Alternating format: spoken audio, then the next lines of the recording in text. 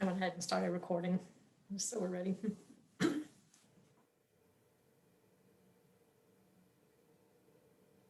Hey, Calvin. How you doing today, Calvin? Looks like we're having some audio issues.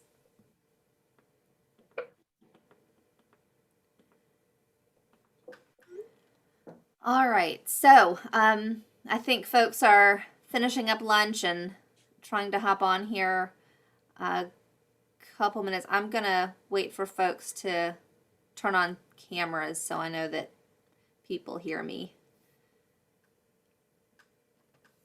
And I know, hey, Jason, hey, Carrie. You go back to eating. Yes. Yeah, I just want to I see your names, but I want to make sure that people are actually listening. I don't want to just talk to myself. All right. Okay, so it's great to see you all. Jeff, I see you're in the office. Very nice.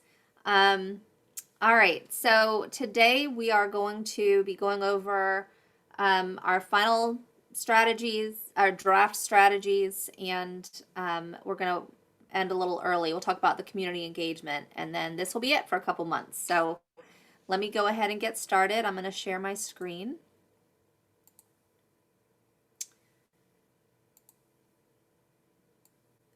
Let me get set up here. All right, so Wendy is recording us. For the folks who weren't able to join us today, there are a number who did email me in advance, and they're apologetic, but fully engaged in the process, so looking forward to seeing this recording. So today, our agenda is, where we are now in the process and the final review of the final draft strategies that we've worked so hard on together. And then an overview of the April community engagement activities and discussion of how you can pull in that, what your ideas, recommendations, suggestions are. We'll do a breakout with some brainstorming for the community-wide engagement. And then we'll wrap up. So, as we discuss these strategies, just want to remind you we're working towards consensus. These are overarching strategies that we want to begin to, with the next stage, we're going to start prioritizing, but we do want to make sure that, we can live with this. Now, I think we're there because you guys created them. So I think in general, we are pretty much at a point where we can live with this. So we are at the end of this foundation setting drafting strategies period, which is very exciting. We've all worked together to get us to where we are. So everyone needs to pat themselves on the back. Moving next into the community engagement. So today we're getting to consensus on language for those draft strategies. Again, we've put together everything leading up to where we are today. These are the SMARTY actions that will lead us toward our objectives. And then next, this summer, we'll be working on implementation and how are we going to, implement these strategies? What kind of activities do we want to include? How are we going to measure progress and ensure accountability? So on the strategies that were attached to the email that I sent a couple days ago and in this slide deck, just to remind you of how we got to where we are. So we've been around on all of these, brainstorm ideas, peer climate action plans, specifics from each of your organizations. And we took all of those starting points, refined them, and then they went out to the community working group. And that is a group of social services and health community wealth building, folks who could add that lens to these strategies to make sure that there are positive impacts to the community priorities through these strategies. So we got that feedback from the community working group since we met last, and also got feedback from the Roundtable. And just to remind you, because we will be talking a little more about the Roundtable today, that is a group of residents who are representative of frontline communities, Richmonders who have a voice, have a lived experience that we want to incorporate into these strategies. They are central in making sure that this process is really inclusive and equitable. So the Roundtable provided their feedback on these strategies, and there was comments on the language, making sure that it was inclusive and it wasn't necessarily creating more challenges, or that it wasn't creating challenges, that it was just helping. So we got that lived experience and expertise. And then, of course, it went through the staff. So those of you who are city employees, you were asked to share it with your departments. It also went to senior leadership, and we got feedback across the board on these strategies. So what you're seeing today has been through all of those groups and then refined. And so what we took,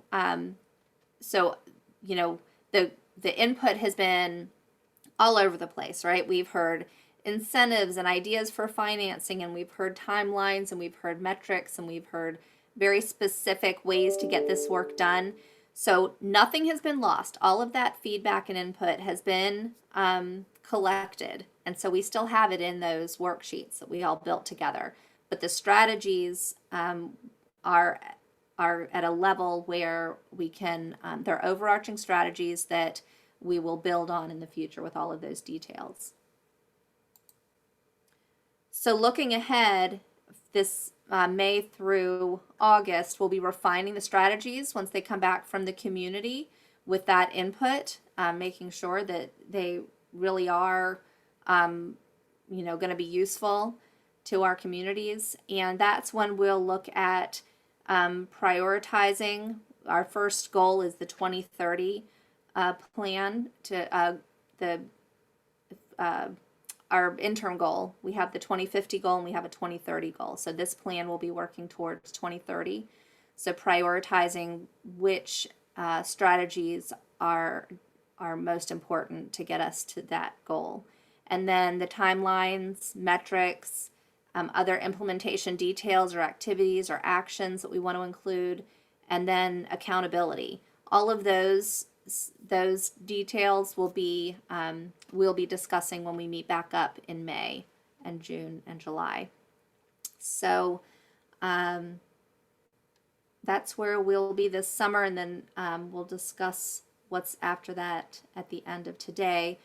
But first, I want to jump into these strategies and just kind of explain to you why they look a little different. So we took all of the feedback, all of your ideas, and we tried to group them into these buckets. And so these can be, if you have better ideas, I'd love to hear the language. But what we saw was that a lot of times they could be grouped just to make this a little more reader-friendly and navigable. So we grouped them in these buckets, and then we also saw that sometimes there were a couple different strategies that related, or maybe there was a strategy that really fed into another one, or maybe it was at a different level of detail that could be saved for implementation. So nothing was lost. It's all here, or like I said, in the notes that we'll be revisiting for the next stage. But for Objective 1, achieve climate neutrality in the municipal fleet operations and increase resilience and stewardship of transportation infrastructure, those buckets looked like they kind of rolled up into transportation efficiency, electric vehicle transition, connectivity, and resilient infrastructure. And then the Objective 2, create vibrant neighborhoods where all residents can easily ride transit, walk, or bike to meet daily needs in alignment with Richmond Connects. Those buckets were transportation efficiency, public transit, complete streets, connectivity, and resilient infrastructure. And then the third objective, transition the community rapidly and equitably to clean fuel vehicles and transit. Those buckets are electric vehicle transition, resilient infrastructure, and education and awareness. So I would love to hear your thoughts and feedback and questions, and just open up the floor here.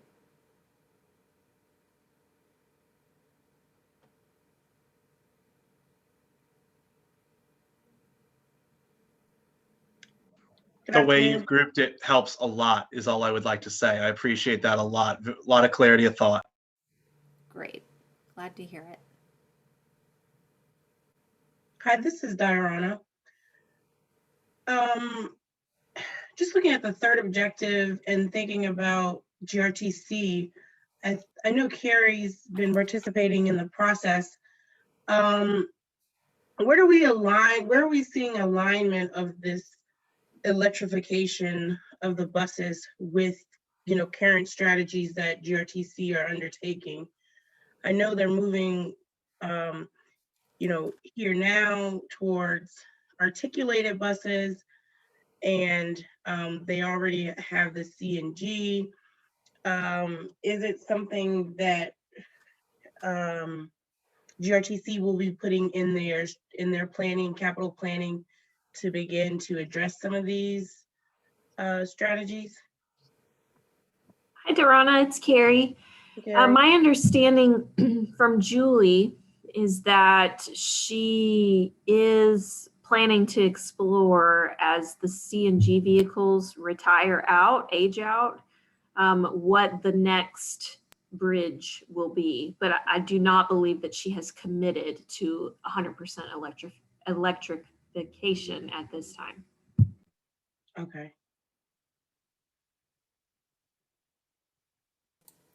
So that's a good example where we want to make sure that this language will encapsulate that work that's to come. So under, public Yeah, I was gonna say, under the public, I don't know whether it should be diesel or if we should recognize that they are at CNG, and then that would be the next transition, or in having diesel plus CNG in that description, just so we even kind of closer align to where they may be headed. Because, I'm just wordsmithing at this point. And not to get Maybe too add deep some into the language. weeds, but it's possible that one of the things that we might look at are alternative fuels like biofuel, which would also be a clean option. Mm-hmm. I think where we say examine all alternate fuel sources as bridge from diesel to electric, that's trying to encapsulate those alternatives. And in a lot of cases, this work is being done across all of the pathways. There are efforts that are already in the works, and we just want to make sure that this language incorporates what's already being implemented and then what is to come. Hey, Dawn, this is Alicia. May I just add to your response? Sure. And Diana, thanks for bringing this up. And I think these are great points. And this is a lot of what we're going to get to in the next phase after community engagement, when we come back to talk about more details in terms of, implementation and next steps.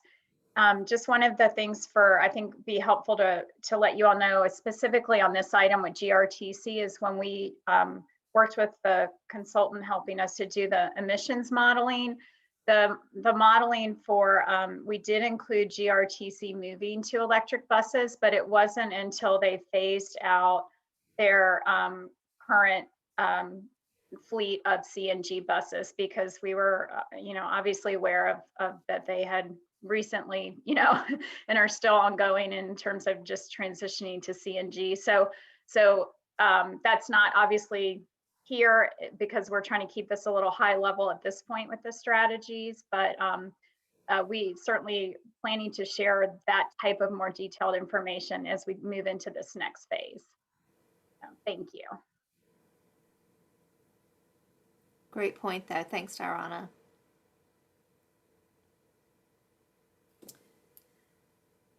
Any other thoughts?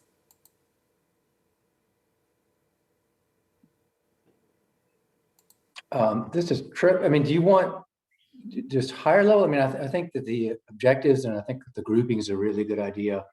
There are a number of more wordsmithing type things sort of along the lines of some of what was just mentioned that I would suggest, but I didn't know if that's the level you wanted right now. And I Yeah, mean, I I think think there's a debate to be had over some things like the one we were just discussing, I think is really important about how that's worded.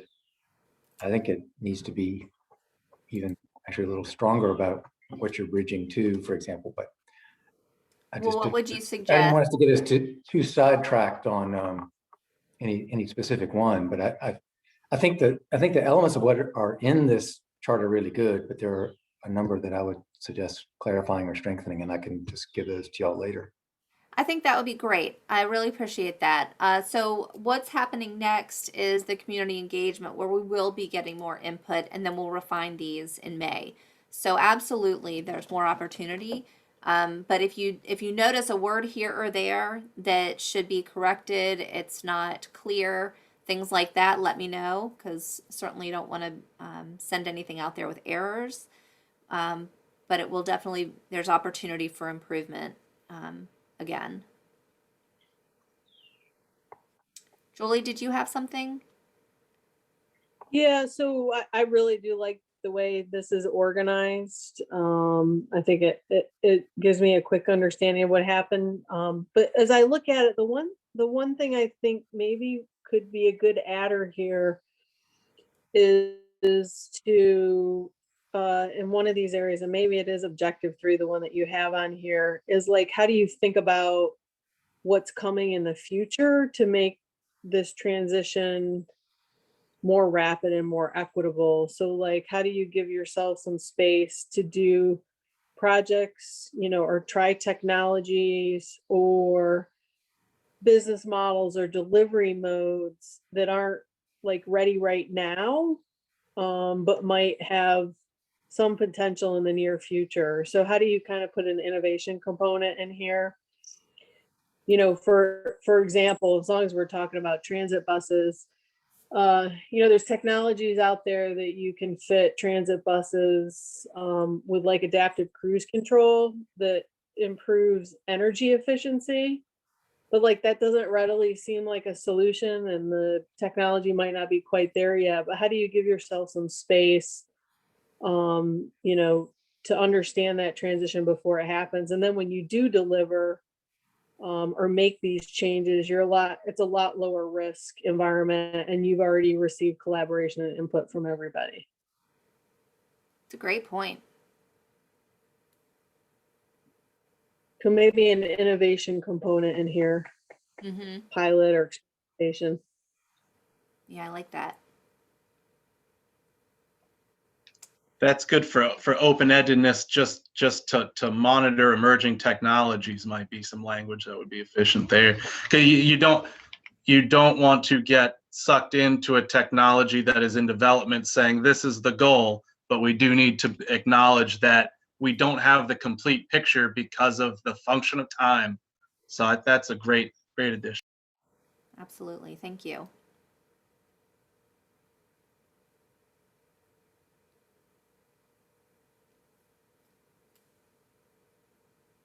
Okay, well, I mean, you guys have great input, so I don't want to stop this if you have anything else to share.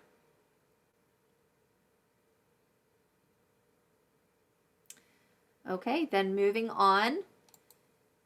Next is community-wide engagement. So, let me just jump to my outline here on what's next. So Mayor Stoney is going to be announcing RVAgreen 2050 and these strategies and opening this engagement period on April 7th. And it's going to be during his weekly press briefing at 1 o'clock, I believe. And he'll announce Kendra, our community engagement coordinator. She'll have some slides and visuals talking about what this is, current opportunities to participate and answer questions, and then that kind of launches this weekly pathway panels. We have a weekly newsletter. We have a weekly RVA Green Gab event that's going to discuss each pathway. So we have volunteers from each of the working groups who will be answering questions. It's an 5 to 6:30 on Thursdays, an online session. And then in between there, we'll have this engagement toolkit. So that's going to go out to all of you and others, ambassadors, anyone who can help us get this information out to the community. And it'll be social media graphics, there'll be content and materials that are ready to push. So you don't even need to tailor it or add to it if you don't want to. So that'll make that part easy. The goal, though, is really to get to these frontline communities who are already impacted by climate change. Every one of us has our own lived experience, and there are others who are being impacted by flooding, every time it rains, or they're living in high-rise apartment buildings that are not weatherized and that are 10 degrees hotter in the summer than the rest of us, or who have, too much heat island effect. So we really want to be getting to those frontline communities, and that's not traditionally who is paying attention to this conversation, listening for it. So this is where we really want to hear your input and your suggestions, and we've been asking each of the working groups to give us their ideas, and we've heard some really good ones. So looking forward to hearing what you have to say. But this is going to be a whole month of getting the word about what we're doing out there, but then also really listening, actually mostly listening to hear what these communities have to say. Is this really connecting? Are these strategies really going to meet the need? Is it something that resonates? And then hearing their suggestions on what the priorities really are. So there are a couple different opportunities. One is a PDF online with all of the strategies. So a big long read with dozens of strategies for people to read through and comment on and give us their input. And then the other one is a much easier survey, just broken up, kind of getting a higher level feedback on priorities and first thoughts. And then we'll be asking for a follow-up survey with demographics, so we can really make sure that we're getting the feedback from the people that need to be included in this conversation. So that's what the pieces look like of the outreach right now. Let's see. So the online PDF document for public comment, the online and paper surveys, weekly newsletters, engagement toolkit, the weekly panel, and all of this is going to be pushed out in every way we can think of. And then let's make sure. Yep. So next, what we want to share with you is what the Roundtable is doing. So just to remind you, we have an environmental justice and racial equity Roundtable, and we have a couple of representatives from that Roundtable in each of the groups. And so they're really helping us to make sure that this plan is equitable, make sure that that voice is being represented from all these communities, neighborhoods, sectors that we're trying to centralize in our plan, this equity centered plan and process. So each of them has an engagement plan, and they're going to be doing things like hosting a community yard sale to bring people together to learn about what we're doing. And if there are proceeds, maybe putting together a raffle to get more input, to incentivize people to participate in this survey so we can get that feedback. Canvassing the neighborhoods with door hangers and flyers. Engaging business owners and leaving materials in shops and offices. Direct outreach to business customers. I think one of them is going into the barbershops and salons. Lots of conversation goes on there, so that's a great idea. Church conversations. In some of these neighborhoods, they might not have a big formal HOA, but the church is really the central group in the neighborhood to reach the folks. And then pop-up picnics and meetups in parks. And that's difficult during COVID, but We're going to be as creative as we can. And then, of course, the social media engagement with Facebook rooms and direct questions and sharing things to Facebook groups, that kind of stuff. So if any of our roundtable members in this working group want to talk about what you're doing, we'd love to hear. You pretty much covered it. We've been kind of discussing our strategy with engaging the community and really getting a diverse response to the resume, essentially. So how do we communicate with, like, I'm the person who's doing the community yard sale. I really just have things to get rid of, but engage, I helped a neighbor do a yard sale, and we brought people from South Side, from downtown. We live right off of Jank Road in Forest Hill. So the diversity was amazing. Granted, we're still working on the format. I'm going through vaccinations. Like, the COVID's been a little bit of a hindrance because people don't want you to just walk up to them at their homes. But at this point, we're moving forward as positively as we can, and we're planning. And then, if something happens and the execution's not perfect, then we're all pretty resilient people. We'll just figure something else out to get the word out. But we're going to try to pound the pavement as much as we can safely, and hopefully engage a wide range of individuals from multiple backgrounds and in socioeconomic classes and everything. Excellent. Thank you so much. I see that Anthony is on the call, but he's probably in class, so I don't want to interrupt. Hello, no, I can talk. My camera's been acting up.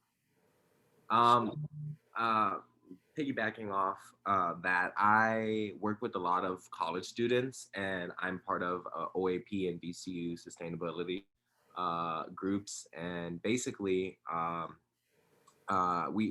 OAP is the Outdoor Adventure Program that really is a big community at VCU, and even outstanding with like the James River Park system. And basically, it's hard to and nowadays during COVID, as we all seem to engage in these different adversities. But basically what I'm going to do is send like mass emails to these organizations and have like pop-up flyers, and even put it on like people's doors, give it to residents. And I know I play Frisbee a lot, and a lot of us know through different organizations to give out a way for information to be handed off. So I it's a big change, and I've been talking a lot about it with my friends, and even in classes I've had the opportunity with Max and stuff, and to talk during class and give a lot of these examples of how these changes can be influenced in Richmond. So yeah. Fantastic. Thank you, Anthony. Excellent. Okay, so now you've heard some of these ideas. Now it's your turn. So what we're going to do is jump into our activity, which is going into breakout rooms. We're going to split into two. So Wendy will have one and I will have one. And we'll take 20 minutes to talk about your ideas for engaging frontline communities. What are your ideas for engaging your communities, both professional and personal? How can the Office of Sustainability support you in terms of materials or content or other? And do you or someone you know have specific skills or knowledge or contacts that can help us with community engagement? Creating documents or media or anything else, any other resources that could be helpful to the cause. So we're going to go into these sticky notes. I believe Wendy put the link in the chat to the slide deck. And so I will have slides 15 and 16, and then she will have 17 and 18. And you can go ahead and type your ideas on the sticky notes, drag the stars, put comments in the bottom, or we will add them for you, whatever works. But this is really just a time to get your thoughts and ideas, share with others, and discuss. So any questions before we launch into that? Okay. Here we go. So we'll see you back here at 1:50.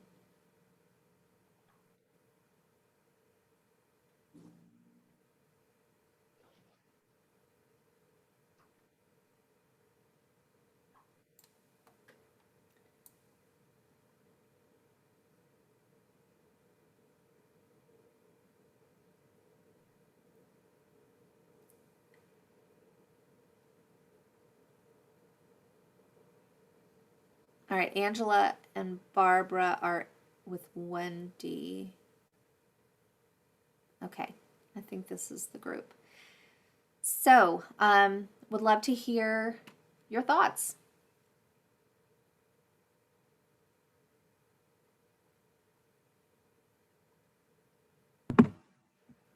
This is Carrie. One of the things that we do when we need to engage bus riders specifically is we'll set up a table or position staff at our busiest bus stops, and we'll just casually engage riders. I will tell you, it helps if you're giving something away for free to draw traffic to you. But even when you don't have anything to give away, if you have a logo on that identifies yourself and who you're with, then people might want to engage with you anyway. Also, what I like about that is that I always learn something new that I didn't know about the community from those conversations. And it could be nothing to do with the bus. It could be everything to do with the sidewalk, or this light isn't working, or when it rains heavily, I get soaked because of, there's a goalie or whatever. So I do think that that's an easy way to capture a lot of foot traffic during an outreach event. Excellent, thank you.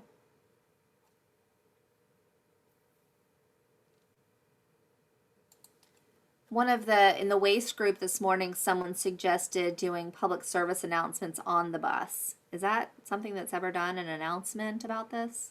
Yes, but I have to know months in advance because of the way that technology is deployed on the buses. So for example, I won't be able to update the audio announcements on the buses until June of this year.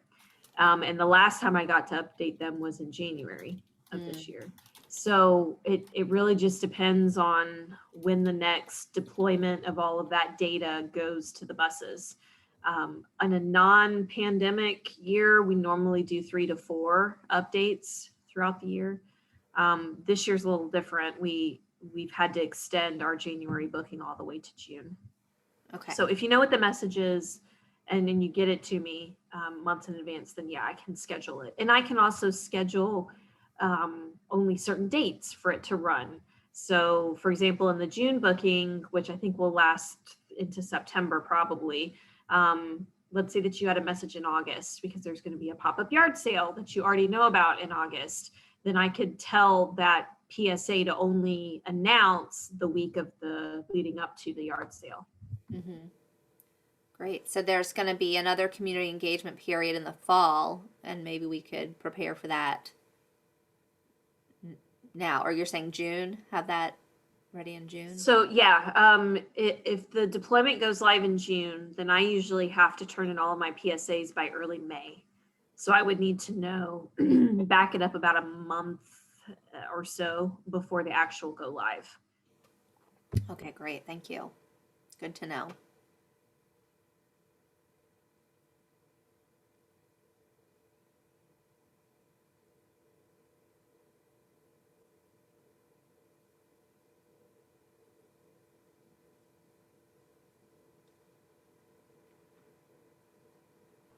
I have a question about some of the communities that are supported through public housing communities. I have always struggled with getting a hold of whoever is their representative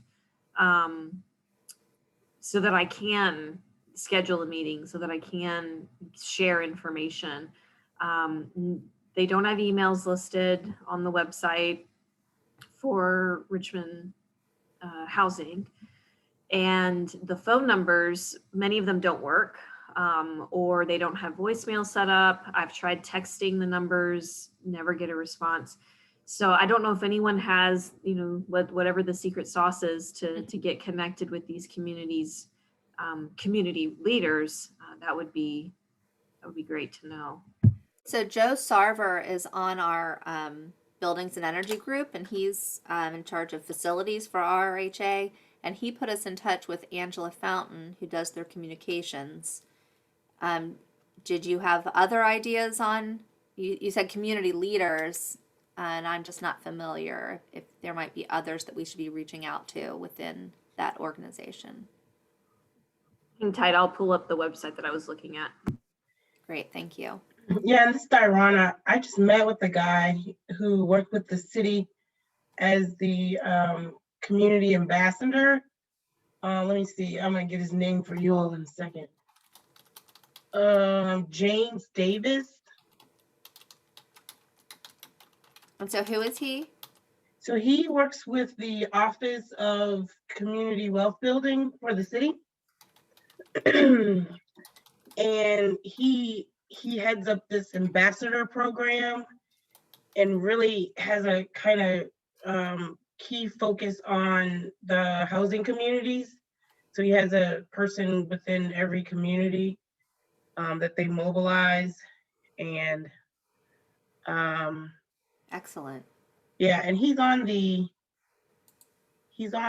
our city.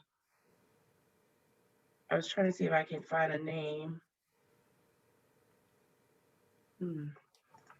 I mean, not a name, a phone number. Alicia, are you familiar with that name? I know we have some representatives from Community Wealth in the community working group.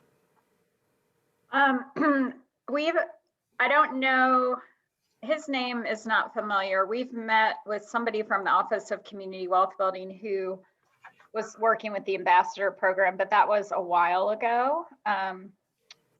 Yeah. And we've had trouble, frankly, getting their help.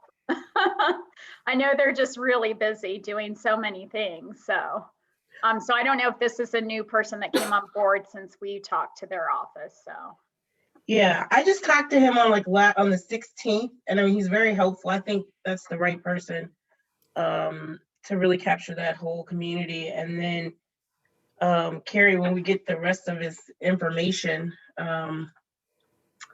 we can get you his contact as well for GRTC. Okay, that would be great. And I dropped the link to the resident council names and phone numbers, but I haven't had success. I was only able to get the one who, let me go back to my link. Patrice Shelton from Hillside. She's the only one that I was able to successfully connect with. Thank you.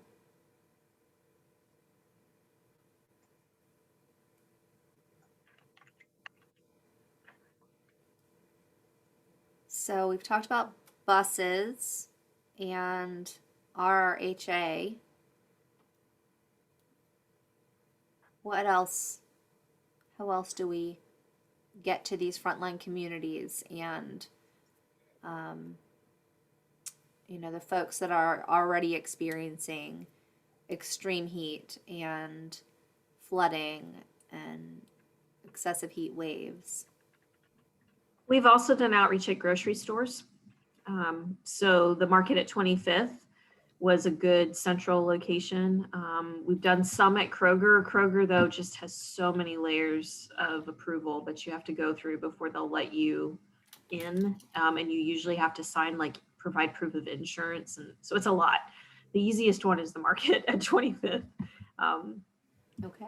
But that's a good way to just get foot traffic and connect with people when they're already doing something that they're going to be doing. Oh, I didn't mean to do that. Okay.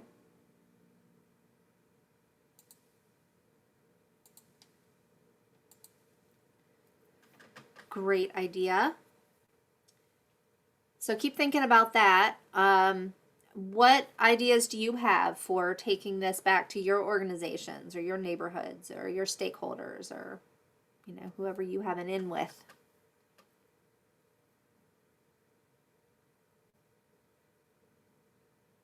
Or what could we do to make that easier?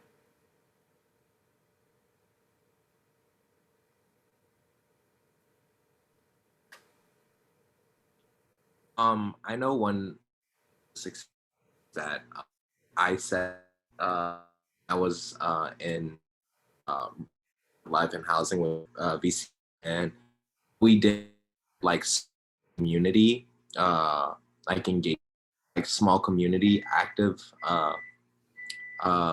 like event that we small thing for COVID was like balloon things, or like we do like paper airplanes or something small engaging that will like people that that event would be, and emphasize on the encouragement of what to encourage what organization promote, like RVAgreen, but like small things like that to get more inclined to do something with it. All right, so I heard about every other word, but what I thought I heard was set up some kind of activities that are interactive, and if there's some way to really engage that's gonna kind of pull them in and get some feedback in a like, for example, this morning the waste group was saying if there are any Earth Day activities, of course COVID's tricky, but if there are existing activities out there, maybe set up something fun for kids to do while the parents are filling out a survey and having a conversation with representatives from RVAgreen 2050. Or I think you were talking about in the residence halls, paper airplanes, I heard, trying to do something engaging. Yeah, so engaging do is like, hey, we'll help promote, we tell what we're promoting about, have them sign up with their email or like their phone number, and then engage them in an activity that relates to like what the organization is trying to promote. Oh, okay, great.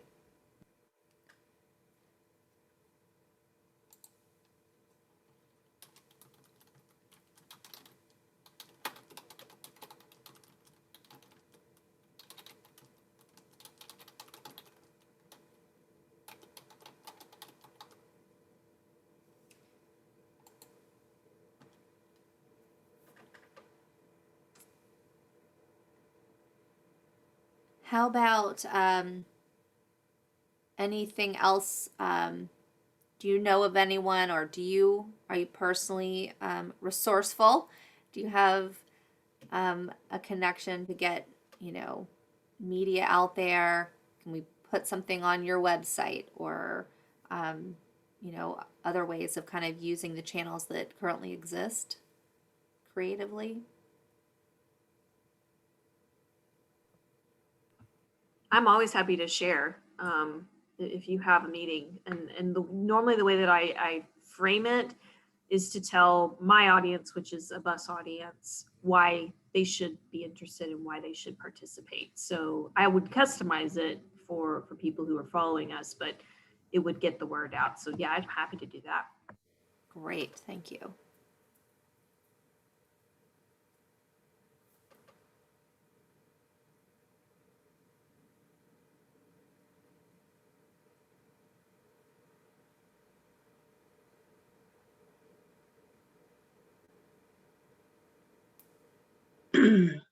Hi, this is Dirana. I was thinking about fleet and potentially something after maybe cars get their PMs, or they could put, flyers or survey, however you're trying to get information. They have a pretty large customer base. Calvin, do you have any more input on that? Oh, you're muted, Calvin.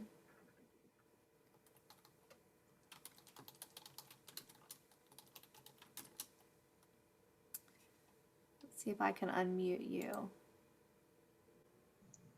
Hello. Yep, there you are. With our vehicles, everything that go on them is based off of an ordinance, so we're not allowed to just put, different type of logos representing anything. A logo saying what? Well, no, and not a logo. I meant just like you have your door hang tag. I mean your, what is it called? Your rear view hang tag. Yeah, but those are for internal city, customers.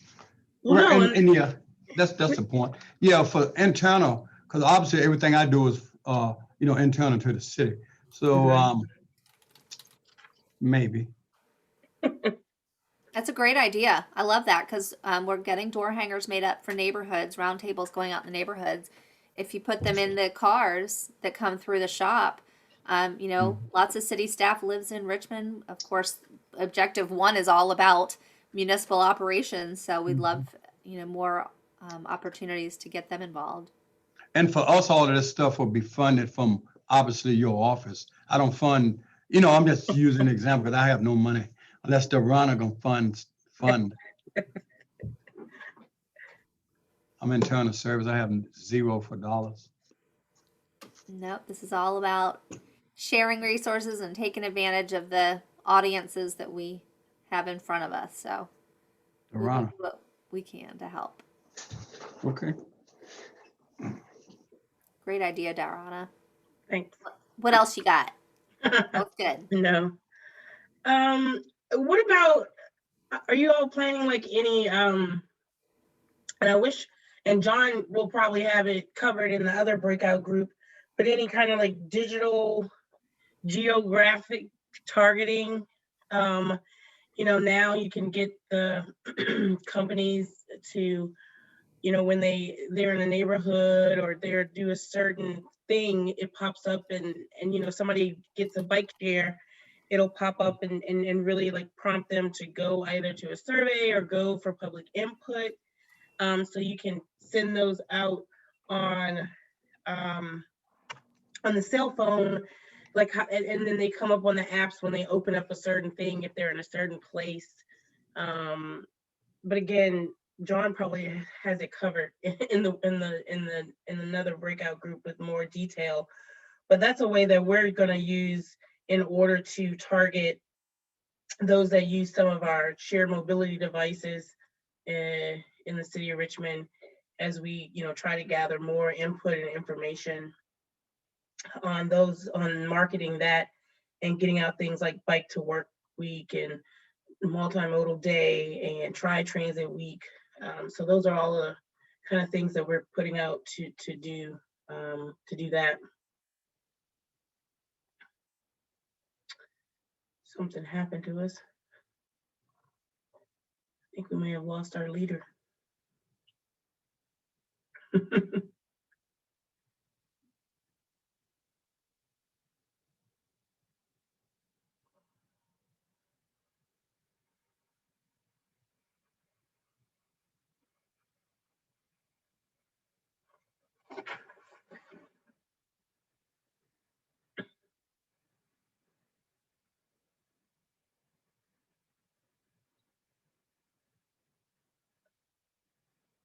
Can you all hear me? Yeah. I don't know what happened. Somehow we've been jettisoned off into Yeah. Zoom land. We're in space. We just got geographic orbiting. I was like, wait a minute, I can't be the leader. I have a 2 o'clock. I'm just kidding.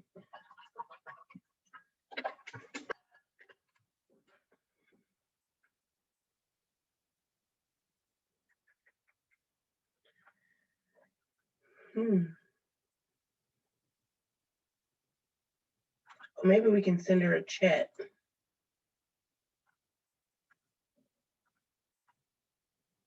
Oh, but the way it is, it cut off.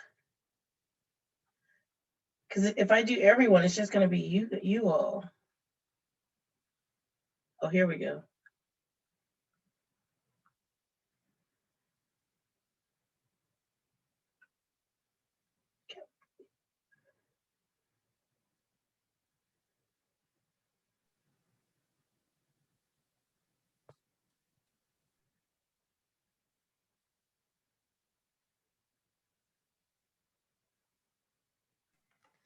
I'm wondering what happened to everybody. I don't see Dawn or. Yeah, we lost during our breakout group. We lost her. Huh. Oh, really? Okay. Well, I guess I can try and keep stuff going here. Let me bring this up. Second, I'm trying to write in here. Sorry. Well, we're almost to the end. Let me sorry. Let me just bring up the slide deck. There we go. Okay. Does anybody have any ideas they want to share from our breakout groups? And if so, feel free to do that now. We had some good discussions. Wendy, this is Diana. Yeah. John, I was going to ask, I was trying to explain to my group the targeting you can do with the geo.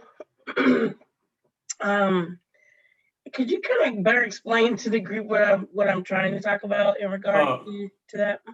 Yeah, well, you can put an ad out in a digital space, and when you respond to that ad on your any mobile device, tablet, or computer, they can tell where you responded to that ad, drill down to your zip code where you actually saw it first, and if it's a ad or something that can be redeemed, they can tell when it was redeemed and where. So you can see what zip code it was looked at and what zip code it was redeemed in. And you can get all kind of metrics from that. Great, thank you. Anybody else have any ideas that they came up with during their breakouts that they wanted to share? There's one that I didn't get in, but I don't know if any of you are Reddit nerds, but there is Reddit r/RVA, which has 75,000 city of Richmond or local folks. That's a real easy way to access a bunch of interested people. Okay. I'm on that page like at least once a week, and I didn't That's right, even yeah. connect that. Thanks, Jeff. Okay, excellent. All right. Well, if not, I'll go ahead and let's see. So the next slide is looking ahead. So again, this is just to kind of recap what Dawn mentioned earlier, what's, where we're at right now and what's coming up. So again, we'll be doing this community outreach during the month of May, launching April 7th. And then after that, our working group activities will reconvene in May. So you guys get a couple months break, except for the roundtable, I guess, but some break, at least from our working group meetings. So let's see, along with that, there was a question of whether this day of the week and time in general works for people. Just to, do we need to reset when we come back in May, or is this pretty good for everybody? So, okay. I see some good. If not, we can always send out another survey just to ask for different times and all that. Let's see. The other note is we're going to be switching to Microsoft Teams because that's what the city uses. So we've been sort of unofficially using Zoom, but we're not going to be allowed to. So we'll make sure we get instructions out on that for those who are not in the city, who have not been using Microsoft Teams. I know the biggest challenge we'll have is it doesn't have the chat feature. So we'll figure out how we're going to work around that. But so that'll be coming.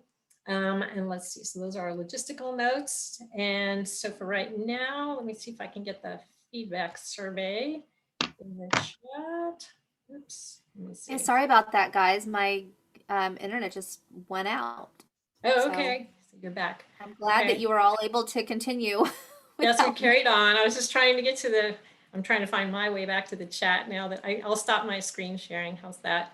Yeah, it's tricky to do everything at once. So thanks, Yeah, Wendy. so I'll stop my screen sharing so I can put the survey in the chat. Okay, so that's just the survey like we send out after every working group, just how did we do and what can we do differently? So that's there. Oops. Oh, I only sent it. I'm sorry, I only sent that to Kelly. Let me send that to everyone. Sorry. Kelly, you got a special copy. All right, there you go.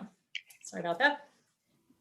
And yeah, so in the survey, please add any feedback for us, suggestions on how we could do this differently. You guys have been awesome. This is such a great group, and really grateful for your time and experience, expertise. And so when we come back together in May, please make any suggestions on how we might even be more effective. We'll be going in a little deeper to some of those specifics. So if there's a better forum for getting at those specific smarty details, we'd love to hear it. So yeah, I think that's about it. I kind of missed the follow-up conversation on engagement. So we heard some great ideas in our group about buses, bus stops. Mhm. Are there any other suggestions? We had some about radio stations, like local radio stations, WRIR, perhaps NPR. What else? I Buy think the nothing big groups. Yeah. Yeah. So the big takeaway this morning after we talked to the waste group, there are lots of great ideas, but we do need more feet on the streets, you know. So how can we get more ambassadors, more community representatives? Of course, the roundtable is awesome. We have a dozen dedicated, folks from these communities who are getting a stipend and they're all in, ready to do their best, but we can't expect them to get to everyone that we want to get to. So any other ideas for finding these community leaders and representatives who can help us, continue the reach? We'd love to hear any suggestions. So keep thinking about it. The strategies, again, if you have any thoughts or feedback on the strategies themselves, just get them back to Wendy or myself by Monday. And then we'll be pulling it all together to get this document out for the engagement period. And otherwise, you'll be hearing from us via email. And we'll see you in a couple months. All right. Thanks, everybody. I'll put a quick plug if people are yes, interested please. in solar. Sorry, I just put a little link in the chat, but we're partnering, the City of Richmond is partnering with Viridiant, one of our local nonprofits who does a lot of work with energy efficiency and also is taking on solar. And they'll be kicking off the Solarize RVA campaign this evening. There's a webinar at 7 p.m. I just put the link in the chat. So if you've been interested in solar for your house and want to learn more about how does solar work, what do you do? Basically, the way the Solarize campaign works is that Viridiant will pre-vet and select 2 to 3 solar installers that you can reach out to and feel confident in their capabilities and their pricing to get quotes for your house. And as part of that, Viridiant will also do a home energy efficiency assessment of your house for $45 and help you figure out ways that you can make your home more energy efficient before putting solar on. So anyway, feel free to join in tonight. And if there are any other announcements that anyone would like to share, please go for it. Okay, then have a great day and we'll be in touch. Bye. Thanks, Angela. Thanks, Bye, everyone. everybody. Bye. Bye.